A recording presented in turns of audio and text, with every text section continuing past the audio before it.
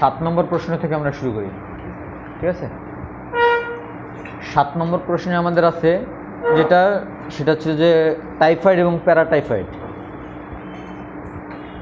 Typhoid এবং paratyphoid. ঠিক আছে, 9 নম্বর পেজ, 9 নম্বর পেজ নম্বর 9। টাইফয়েড জ্বর একটি মারাত্মক, সবাই বের করতে পারছি?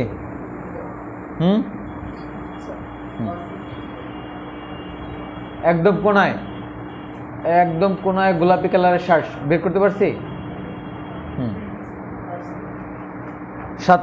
9 নম্বর পেজ, 9 নম্বর পেজের একদম লাস্টে 7 নম্বর প্রশ্ন। টাইফয়েড এবং প্যারাটাইফয়েডের জ্বরের লক্ষণ এবং RX লিখো ও কি প্যাথোলজিক্যাল টেস্ট করতে হয়। ঠিক আছে, কি প্যাথোলজিক্যাল টেস্ট করতে হয়। টাইফয়েড একটি মারাত্মক সংক্রামক ব্যাধি। সালমোনেলা টাইফি, প্যারাটাইফি জীবাণু দ্বারা এই রোগ হয়। খাদ্য, মলমূত্র, পানির মাধ্যমে রোগের জীবাণু মানুষের মুখ দিয়ে দেহে প্রবেশ করে, রোগের সূচনা করে। রোগের মুক্তির পরও রোগ সৃষ্টিকারী জীবাণুগুলো অনেক দিন অন্ত্রে ও পিত্তাশয়ে জীবন্ত আকারে থাকতে পারে এবং মলমূত্রের সঙ্গে বেরিয়ে খাদ্য পানির মাধ্যমে সুস্থদের মানুষের সংক্রমণ করতে পারে। এর মানে হচ্ছে যে ফেকোরাল রুট, এটা সম্পর্কে কি আমাদের কারোর কোনো ধারণা আছে? ফেকোরাল রুট হচ্ছে মুখ। এই টাইফয়েড এবং প্যারাটাইফয়েড এই জীবাণুগুলো অন্য কোনো পথ দিয়ে শরীরে ঢোকার মতন কোনো স্কোপ নেই। যদি কোনো ভাষা বুঝতে সমস্যা হয় সাথে সাথে আমাকে বলতে হবে। ঠিক আছে, এগুলো একমাত্র মুখের মাধ্যম দিয়ে ঢোকে। এগুলো ছোট ছোট স্পোর আকারে থাকে। এই যে রাস্তাঘাটে যে পাগল পায়খানা করে, এই জায়গায় এই ময়লা থেকেই থাকে, এগুলো কে পরিষ্কার করে? এগুলো একমাত্র আল্লাহ তাআলা পরিষ্কার করে। সে কি করে? রোদ্র দেয়, রোদ্র দিয়ে শুকায়, তারপরে মানুষের পাড়ায় ওইটারে গুঁড়ো করে, গুঁড়ো করার পরে বাতাসে বলে এটা সরায় দেয়। বিভিন্ন ঝালমুড়ির উপর পড়ে, পেঁয়াজের উপর পড়ে, বাতাসে উঠে ঠোঁটের উপর পড়ে। ঠিক আছে, আমরা তো ঠোঁট করে ফেলাই, তাই না? কি করি কি না? লিপস্টিক থাকলে তো এরকম করি। ঠিক আছে, ওই যে বাথরুম করছে, ঠিক আছে, সে কিন্তু বাথরুম করে শেষ, তার যে টাইফয়েডের জীবাণু নেই এমন তো না। ওইটা এইভাবে সার্কেল অনুযায়ী আমাদের মুখের ভিতরে ঢুকে ওই স্পটটা ভিতরে যায়, ও টাইফয়েডের জীবাণুগুলা পেটের ভিতরে ক্ষতের সৃষ্টি করে ওইখানে আবার ওই পায়খানার সাথে বের হয়ে আসে। আবার আমরা ওই বাইরে পায়খানা করে আবার ওইভাবে আসি, অনেকটা কৃমির মতন।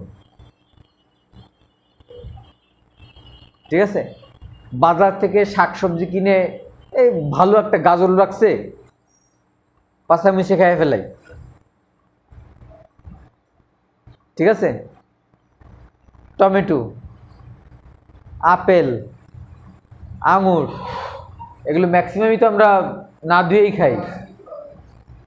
ঠিক আছে, এগুলো বলতে হবে না আমাকে, এগুলো ম্যাক্সিমামই আমরা না ধুয়েই খাই। ঠিক আছে, এইগুলা ঢোকার হচ্ছে ফেকোরাল রুট, মানে মুখের মাধ্যমে ঢুকবে শরীরে। তারপরে খাবারের সাথে আমাদের যে খাদ্যনালী আছে, খাদ্যনালী দিয়ে খাবারের থলি আছে, পাকস্থলিতে যায় ওই স্পটটা ভাঙবে, মানে ওর যে আবরণটা আছে আবরণটা ভাঙবে, আবরণটা ভাঙে তারপরে ও স্মল ইন্টেস্টাইনে পৌঁছাবে। স্মল ইন্টেস্টাইনে পৌঁছায় তারপরে ও বিভিন্ন ক্ষতের সৃষ্টি করবে। আর এই জীবাণুটা কি করে? এই জীবাণুটা মনে করেন যে ভালো হয়ে আপনি ট্রিটমেন্ট নিলেন না, চিকিৎসা নিলেন না, তারপরেও ভালো হবেন। 7 দিন পরে অটোমেটিক ভালো হবেন। ভালো হওয়ার পরে আপনি ওইটার ক্যারিয়ার হবেন, বহনকারী হবেন। কারণ আপনি তোকে মারেন নাই, ও তো ভিতরে ওই স্পোর আকারে বসে আছে, চুপ করে বসে আছে, পলায় আছে। বুঝতে পারছেন? ও যে আমাদের পিত্তথলি যেটা আছে, গল ব্লাডার, পিত্তথলিতে বাসা সৃষ্টি করবে।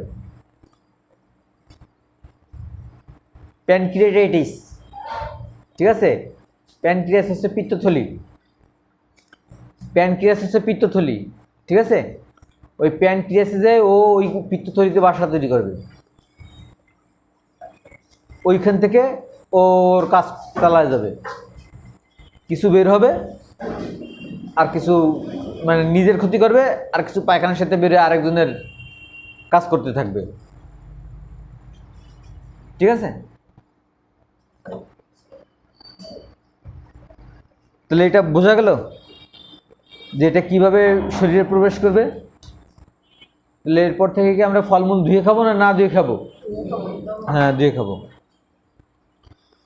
এর লক্ষণ কিভাবে বুঝবো? জ্বর তো অনেক কারণে হইতে পারে, টাইফয়েড হইতে পারে, কালা জ্বর হইতে পারে, তারপরে হচ্ছে কোল্ড ফিভার হইতে পারে, ঠিক আছে? ভাইরাল ফিভার হইতে পারে, ঠিক আছে? এখন কিন্তু ম্যাক্সিমাম ভাইরাল ফিভার হচ্ছে। প্রথম সপ্তাহে জ্বর আস্তে আস্তে বাড়তে থাকবে, মাথা ধরা, বমির ভাব, কোষ্ঠকাঠিন্য হবে, সপ্তাহের শেষে প্লীহা বাড়তে থাকবে, ক্ষুধামন্দা থাকবে, শরীরের চাকা চাকা র্যাশ দেখা দিতে পারে, নারীর গতি কমতে থাকে, মানে পালস কমতে থাকবে। ঠিক আছে? প্রথম সপ্তাহে জ্বর আস্তে আস্তে বাড়বে, এটাকে বলা হয় step ladder fission. Step ladder fission, প্রথমে 101, তারপরে 102, তারপরে 103, ঠিক আছে? এইভাবে বাড়তে থাকবে প্রথম অবস্থায়। ঠিক আছে? পায়খানা কঠিন হবে, এটা ছিল প্রথম সপ্তাহে। ঠিক আছে? তারপরে আস্তে আস্তে আমাদের যে অগ্ন্যাশয় আছে, প্যানক্রিয়াস, এটা বাড়তে থাকবে, এটা বাড়তে থাকবে। কারণ ওই যে অত যে ওই জায়গায় যায় বসে রয়েছে, ঠিক আছে? গায়ে কিছু ঘামাচির মতন র্যাশ দেখা দিবে, এগুলো অনেক পরে। ঠিক আছে? দ্বিতীয় সপ্তাহে কি করবে? জ্বর একই থাকবে, জ্বর একই থাকবে। ঠিক আছে? এবার প্রথমে পায়খানা কঠিন ছিল, এবার কিন্তু পাতলা পায়খানা হবে। এইবার কিন্তু পায়খানা কঠিন হবে। ঠিক আছে?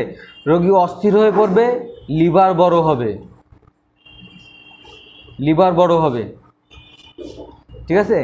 পেটে ব্যথা করবে, পালস দ্রুত হবে, যেহেতু আপনার জ্বর হচ্ছে, বাড়তেছে, ঠিক আছে? সেহেতু পালসও বাড়বে। প্রতি ডিগ্রি জ্বরের জন্য পালস কত বাড়ে? 10। তৃতীয় সপ্তাহে জ্বর আস্তে আস্তে কমতে থাকবে, তৃতীয় সপ্তাহে, ঠিক আছে? আস্তে আস্তে জ্বর কমতে থাকবে। ঠিক আছে? রোগী বেশি অস্থির বোধ করবে, অচেতন হবে, কাশি থাকবে, ওজন কমবে, রোগী ভুল বকাবকি করবে। ঠিক আছে? ভুল বকাবকি করবে। এবার এই পর্যন্ত বোঝা গেল যে কি হইলে আমরা বুঝবো। ঠিক আছে? এবার এর জন্য আমরা কি পরীক্ষা করতে পারি? রোগী আসলে প্রথম সপ্তাহে আমরা সিবিসি করব, সিবিসি, কমপ্লিট ব্লাড কাউন্ট। ঠিক আছে? কমপ্লিট ব্লাড কাউন্ট, সিবিসি এক কথায়। এর ভিতরে কি কি থাকবে? টিসি, ডিসি, ইএসআর, ঠিক আছে? এগুলো সব থাকবে। দ্বিতীয় সপ্তাহে আমরা ভিডাল টেস্ট করব। ভিডাল টেস্ট, ঠিক আছে? একদম যে একটু পেন আর ডাস্টার নিয়ে আসেন, পেন আর ডাস্টার।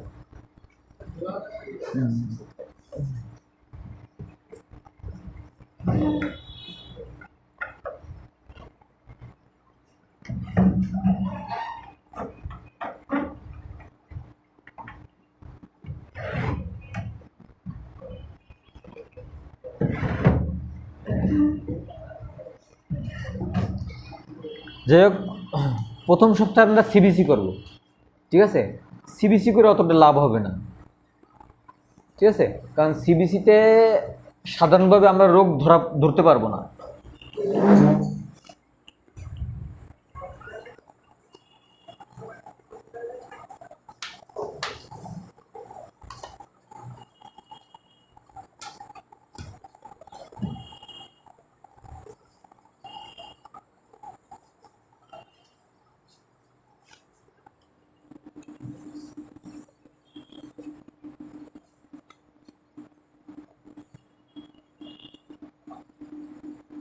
এটা কি লিখছি? WIDAL, ঠিক আছে? এটা উইডাল না, এটা উইডাল না, এটা পরীক্ষার একটা ইম্পর্টেন্ট জিনিস, ঠিক আছে? এটা উইডাল না, এটা মানে লেখা হয় হচ্ছিল উইডাল, কিন্তু আসল হচ্ছে এটার টেস্টের নাম আসলে ভিডাল, ঠিক আছে? এখানে ডব্লিউটা ভির মতন উচ্চারণ হবে, ভিডাল টেস্ট। আর হিমোগ্লোবিন করব, ঠিক আছে? হিমোগ্লোবিনটা কমে যাবে, ঠিক আছে? তারপরে লিম্ফোসাইট বৃদ্ধি পাবে, লিম্ফোসাইট বৃদ্ধি পাবে। তাহলে কি করব? প্রথম সপ্তাহে আমরা পরীক্ষা করলে কিন্তু টাইফয়েড পাবো না, ফলস রিপোর্ট আসবে, ঠিক আছে? আর এইখানে যতজন আছি সবাই টেস্ট করলে টাইফয়েড পজিটিভ আসবে,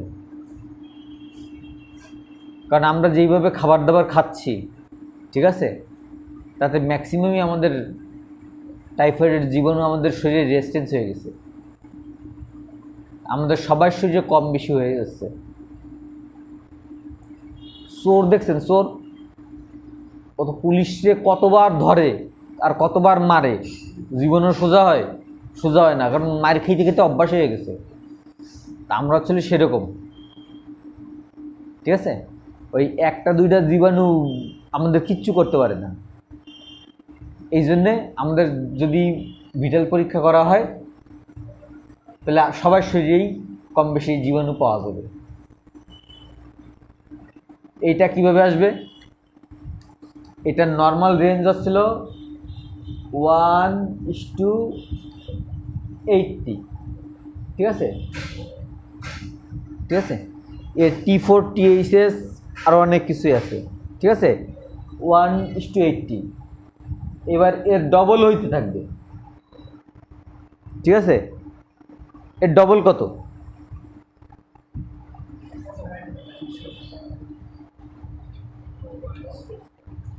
160। এর ডবল কত?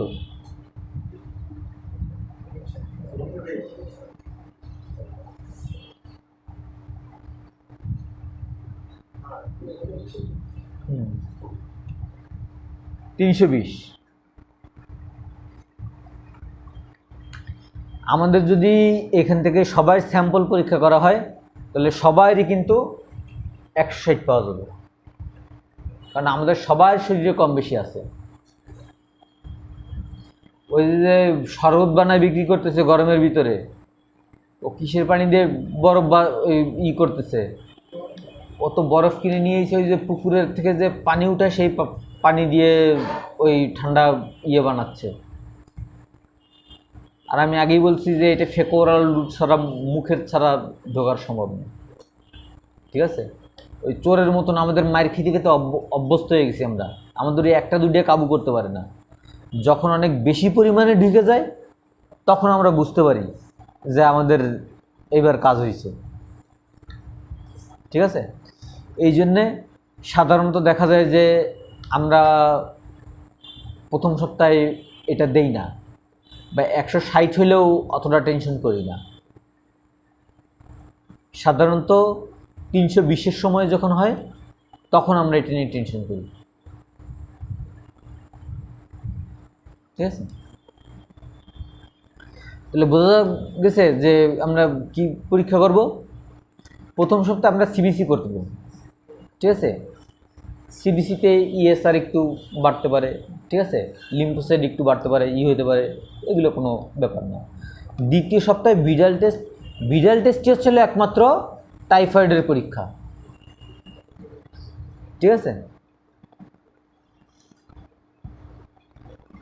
আরও আছে। ঠিক আছে,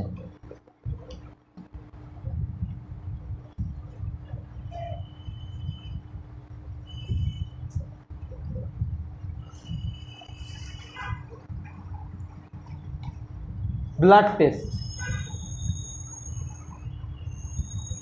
ঠিক আছে, বাসু শব্দটা মনে রাখবেন। ঠিক আছে,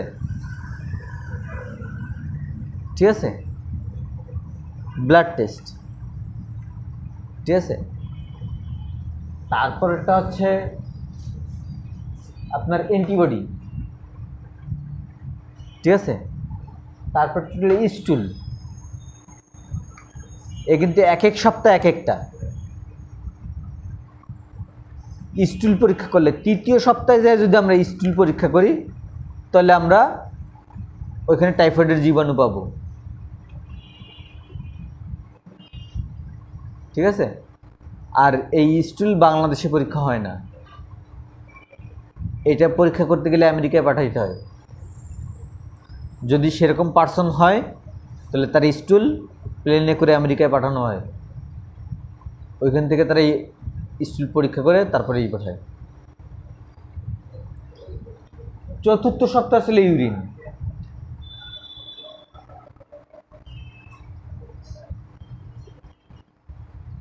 ঠিক আছে, চতুর্থ সপ্তাহে যদি আমরা ইউরিন পরীক্ষা করি তাহলে ইউরিনেও পাবো। তার ভিতরেই তো আমাদের কাজ হয়ে যাচ্ছে। সে তার ভিতরেই মানে দ্বিতীয় সপ্তাহে তো আমাদের জ্বর কমে ঠিক হয়ে যাচ্ছি, আমরা ক্যারিয়ার হয়ে যাচ্ছি।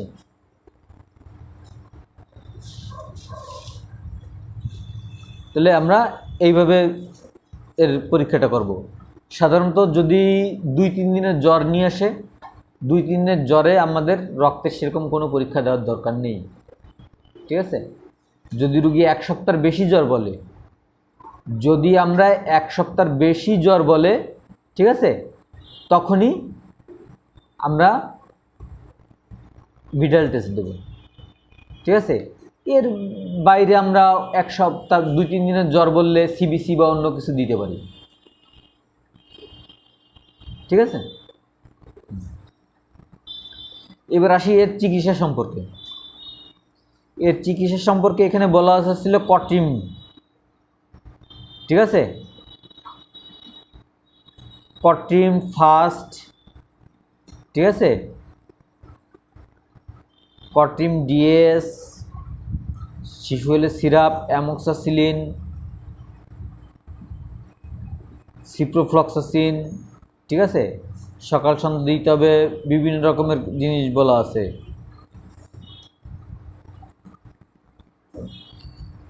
উপরোক্ত ঔষধ সেবনে জ্বর না সারে তবে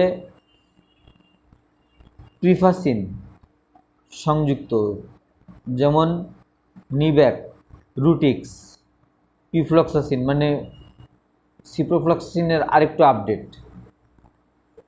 যাইতে হবে। অ্যাজিথ্রোমাইসিনের কথাও বলা আছে। ভিটামিন বি কমপ্লেক্স দিতে হবে। ঠিক আছে, ভিটামিন সি দিতে হবে, প্যারাসিটামল দিতে হবে, বমি থাকলে স্টিমিটিল দিতে হবে। ঠিক আছে, আর আমরা কি করতে পারি, ডেক্সাকোয়া দিতে পারি। ডেক্সাকোয়া মানে গ্লুকোজ স্যালাইন যেটা, ঠিক আছে। তাহলে এর আমরা কি করব, যেহেতু রোগীর জ্বর আছে, ঠিক আছে, তাহলে জ্বরের জন্য আমরা কি করব, প্যারাসিটামল দেব। প্যারাসিটামলের ডোজ সম্পর্কে তো আমাদের ধারণা আছে। প্যারাসিটামল কিন্তু দিনে 4000 মিলিগ্রাম পর্যন্ত দেওয়া যায়, 24 আওয়ার্স, 24 ঘন্টায় 4000 মিলিগ্রাম দেওয়া যায়।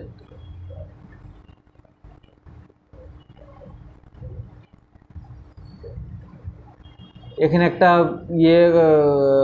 বলি, সেটা ছিল যে 500 পাওয়া যায়, 500, 1000, 665, ঠিক আছে। নাপা এক্সটেন্ড, ঠিক আছে, নাপা 1, নাপা প্লেন নাপা, ঠিক আছে, নাপা এক্সট্রা, এরকম চলে আসে। তো ক্যাফেন, নাপা এক্সট্রা যেটা, ঠিক আছে, ক্যাফেন, ক্যাফেন ওষুধটা আমরা কখন ব্যবহার করব? ক্যাফেনে কি থাকে? নাপা এক্সট্রায় কি থাকে? ক্যাফেইন থাকে, ঠিক আছে। ক্যাফেইন হচ্ছে কফির একটা উপাদান। কফি খাই কখন আমরা? যখন ঘুম আসে, ক্লান্তি আসে। এখন আমি যদি রাত্রেবেলা ওই ক্যাফেইনওয়ালা ওষুধ খাই বা রাত্রেবেলা কফি খেয়ে শুই, রাত্রেবেলা জীবনেও আমার ঘুম আসবে? আসবে না। এই জন্যে ক্যাফেইন ওষুধ আমার রাত্রেবেলা দেওয়া যাবে না। আমি যদি ক্যাফেইনযুক্ত ওষুধগুলো দিতে যাই, তাহলে কখন কখন দিতে হবে? সকালে দিতে হবে, দুপুর দিতে হবে। মনে করেন আমি 4 বারই ডোজ দিলাম, সকালে দুপুরে দেওয়া যাবে, ঠিক আছে। সন্ধ্যায় আর রাত্রে আমাকে ক্যাফেইন ব্যতীত যেগুলো আছে সেগুলো দিব। তাহলে ওইখানে যদি আমি একই সাথে এতগুলো নাপা লিখি, রুগী তো এমনিতেই পাগল হয়ে ছুটবে, যে আবার কেমন প্রেসক্রিপশন।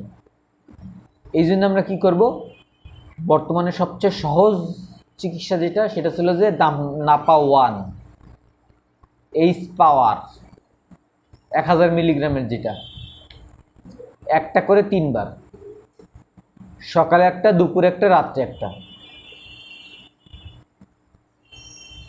ঠিক আছে। সকালে একটা, দুপুরে একটা, রাত্রে একটা, একটা আমরা হাতে রাখবো। চিকিৎসাটা, ঠিক আছে, এটা কিন্তু মনে রাখতে হবে। এই চিকিৎসাটা আপনি যে কোনো জ্বরের ক্ষেত্রে দিতে পারবেন, যে কোনো জ্বরের ক্ষেত্রে। আপনার ভিডাল টেস্ট করার স্কোপ নাই। আমরা তো সাধারণত একটু মানে রুট লেভেলে করব, ওইখানে তো আমি ল্যাব পাবো কোথায়? যেই টাকা দিয়ে রুগী পরীক্ষা করতে আসবে, আসেন, যেই টাকা দিয়ে রুগী পরীক্ষা করতে আসবে, সেই টাকার দেখা গেল যে সেই টাকা দিয়ে রুগী ওষুধ কিনে খাইয়ে পারতেছে, ঠিক আছে। এই চিকিৎসাটা আপনার যে কোনো জ্বরের ক্ষেত্রে কাজে আসবে, এই চিকিৎসাটা খেয়াল করবেন। সেটা হচ্ছিল যে আমরা 1000 মিলিগ্রামের যে প্যারাসিটামল পাওয়া যায়, সেইটা একটা করে দিনে 3 বার, 4 বারও দিতে পারবো, কিন্তু একবার আমরা হাতে রাখবো, সকালে একটা, দুপুরে একটা, রাত্রে একটা, ঠিক আছে। তারপরে কি করতে পারি, সাথে একটা নাপা সাপোজিটরি রাখতে পারি। নাপা সাপোজিটরি বা এইচ সাপোজিটরি, যেইটি হাতের কাছে পাওয়া যায়। সাপোজিটরি 125, 250, 500, ঠিক আছে, এরকম স্ট্রেন্থে পাওয়া যায়। এটা দিলে কি হবে, জ্বর দ্রুত কমবে। এখন রুগীর 102 জ্বর, 103 জ্বর, সেই সময় কি আমি একটা ট্যাবলেট যদি খাওয়াই, সেটা তো গলতে সময় লাগবে। আমি কি সে পর্যন্ত অপেক্ষা করতে পারবো? আমার ইমিডিয়েট জ্বর কমানোর দরকার, আমার ইমিডিয়েট জ্বর কমানোর দরকার, ঠিক আছে। সেই ক্ষেত্রে তো আমি ট্যাবলেট দিয়ে অপেক্ষা করব না, সেক্ষেত্রে আমাকে সাপোজিটরি ব্যবহার করতে হবে, ঠিক আছে। হ্যাঁ, রুগীকে বারবার করে প্রতিদিন গোসল করবে, প্রতিদিন গোসল করবে রুগী প্রতিদিন গোসল করবে। জ্বরের রুগীকে আগে গোসল করানো হইতো না, কিন্তু এখন কিন্তু বলা হয় জ্বরের মহা ঔষধ ছিল গোসল। যে কোনো জ্বর, যে কোনো জ্বর, রুগীরা অনেক সময় জিজ্ঞেস করে ঠান্ডা পানি দিয়ে গোসল করাবো না গরম পানি দিয়ে। আরে বাবা, ট্যাপ ওয়াটার পানি দিয়ে গোসল করব। ট্যাপ ওয়াটার বলতে কি? কলের থেকে যে পানি বের হয়, কলের থেকে যে পরিমাণ গরম পানি বেরোয়, যে পরিমাণ ঠান্ডা পানি বেরোয়, সেইটা ট্যাপ ওয়াটার। আমাকে কিছু বলতে হবে না, যে যার মতন যাবেন। ট্যাপ ওয়াটার দিয়ে আমরা তাকে গোসল করাবো, ঠিক আছে? আর হচ্ছে যদি তারপরেও গোসলের পরেও যদি না হয়, ওষুধ খাওয়াচ্ছি, গোসল করাচ্ছি, কিন্তু কাজ হচ্ছে না, তখন আমরা কি করব? তখন আমরা রুগীকে গা মুছাই দিব, গা মুছাবো বারবার করে। গা মুছানোর সিস্টেম কীরকম? আমাদের মা বোনেরা এইভাবে কাপড়টা নিয়ে এইভাবে ডলে। আসলে জ্বর মোছার সিস্টেমটা কিন্তু ওই না, কাপড়টা ভালো করে করে কাপড়টা সরাইতে হবে, ঠিক আছে? কাপড়টা সরাইতে হবে।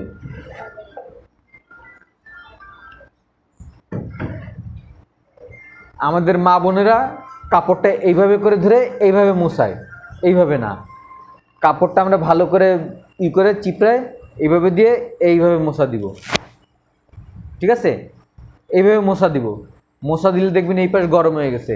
এবার উল্টায় নিব, উল্টায় নিয়ে আবার এই ঠান্ডা পাশ দিয়ে মুছবো। মানে একই গরম পাশ দিয়ে আমার ঘষাঘষি করে তো লাভ নাই, এইভাবে গা মুছাইতে হবে। আর বিশেষ করে যেটা খেয়াল করতে হবে সেটা ছিল যে জ্বর বেশি থাকে আসলে বগলে, কুচকিতে, ঠিক আছে? বুকের ভাঁজে, ঠিক আছে? স্পেশালি মহিলারা খেয়াল করেন, ঠিক আছে? বুকের ভাঁজে, বোঝা গেছে? এইসব জায়গায় ভালো করে মুছাই দিতে হবে। অনেকে বলে যে জ্বর হইছে, মাথা গরম, ঠিক আছে, পিঠের এই জায়গা গরম, হাত পা ঠান্ডা। আসলে বাচ্চাদের ক্ষেত্রে হাইপোথ্যালামাস ডেভেলপ করে না। হাইপোথ্যালামাস অন্য একটা গ্রন্থি আছে, সেটা ডেভেলপ করে না। এই জন্যে বাচ্চাদের মাথার তালু এবং পিঠের এই জায়গাটা, এই দুটো জায়গা গরম থাকবে, হাতের এইটুক আর পা, এই দুটো জায়গা ঠান্ডা থাকবে। এইটা কিন্তু স্বাভাবিক, এইটা স্বাভাবিক। এইটা আপনারা তাদেরকে আশ্বস্ত করবেন, তাহলে আর রুগী আপনার কাছ থেকে ছুটে যাবে না। আপনি যদি তাকে আশ্বস্ত করতে না পারেন, তখন কিন্তু রুগী আরেক ডাক্তারের কাছে চলে যাবে। আর মোছানোর সিস্টেমটাও তো বুঝলেন, ঠিক আছে?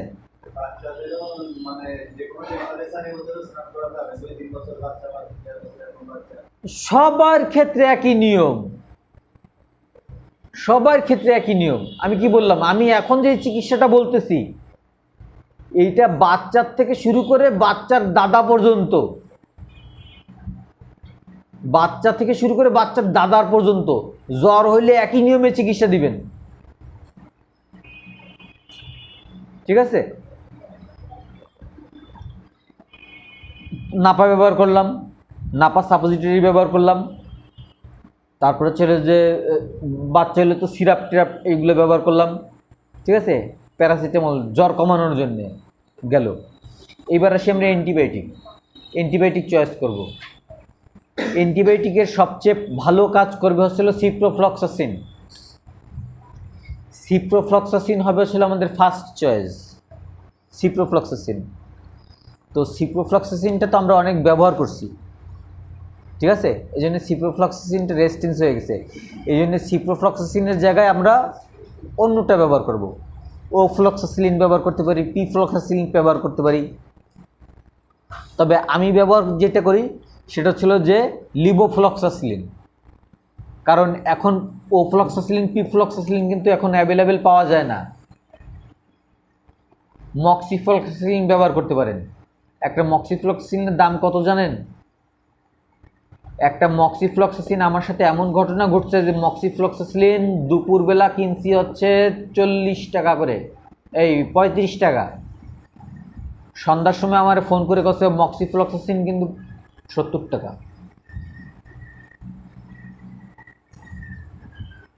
মক্সিফ্লক্সাসিন কিন্তু 70 টাকা। তাহলে একটা অ্যান্টিবায়োটিকের পিছনে যদি সে 70 টাকা ব্যয় করে, আরও অন্যান্য ওষুধ আছে না, সেগুলো কিনবে কী করে? তার থেকে সিপ্রোফ্লক্সাসিনের মতোই কাজ করবে লিভোফ্লক্সাসিলিন, একটা মাত্র ডোজ। লিভোফ্লক্সাসিলিন দিনে একবার, লিভোফ্লক্সাসিলিন দিনে একবার, ঠিক আছে? কিন্তু লিভোফ্লক্সাসিলিনটা আমাদের দেশে এখন পর্যন্ত অত ব্যবহার করা হয় নাই, এই জন্য লিভোফ্লক্সাসিলিনের জন্য কাছে অনেক ভরসা আছে, ঠিক আছে? আপনারা সেফিকজিম ব্যবহার করতে পারেন, ঠিক আছে? সেফুরোক্সিম ক্লাবনিক অ্যাসিড ব্যবহার করতে পারেন, ঠিক আছে? শুধু সেফুরোক্সিম ব্যবহার করতে পারেন, যা যেটা খুশি। তবে লিভোফ্লক্সাসিলিনটা আমার কাছে ভালো মনে হয়েছে, ঠিক আছে? গেল অ্যান্টিবায়োটিক।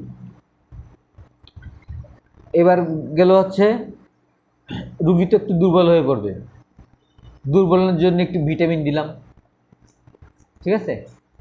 এরপরে আর যা আছে আমাদের কিন্তু কাজ শেষ জ্বরটা কমানোর জন্য, ঠিক আছে? এরপরে যা দেবো সব সিমটোমেটিক। সিমটোমেটিক ট্রিটমেন্টটা কি? যে রুগী যেই সমস্যার কথা বলবে সেই সমস্যা। রুগী যদি দুর্বলের কথা বলে তাহলে আপনি ভিটামিন দিলেন, গ্যাসের কথা বললে গ্যাসের ওষুধ দিলেন, যদি পেটে ব্যথার কথা বলে তাহলে ট্রাইমোনিয়াম মিথাইল সালফেট দিবেন, ঠিক আছে? পেটে ব্যথার ক্ষেত্রে কিন্তু কখনোই ট্রাইমোনিয়াম মিথাইল সালফেট বা অ্যানাডল, ট্রামাডল, হাইড্রোক্লোরাইড, ঠিক আছে, এই দুটো ওষুধের বাইরে অন্য কোনো ওষুধ দেওয়া যাবে না। যেমন কিটোরোলাক, ঠিক আছে, ডাইক্লোফেন, এগুলো দেওয়া ঠিক হবে না, কারণ এতে রুগীর ভালো করতে যায় আমরা মন্দ করে ফেলাবো। ট্রাইমোনিয়াম মিথাইল সালফেটটা বেস্ট।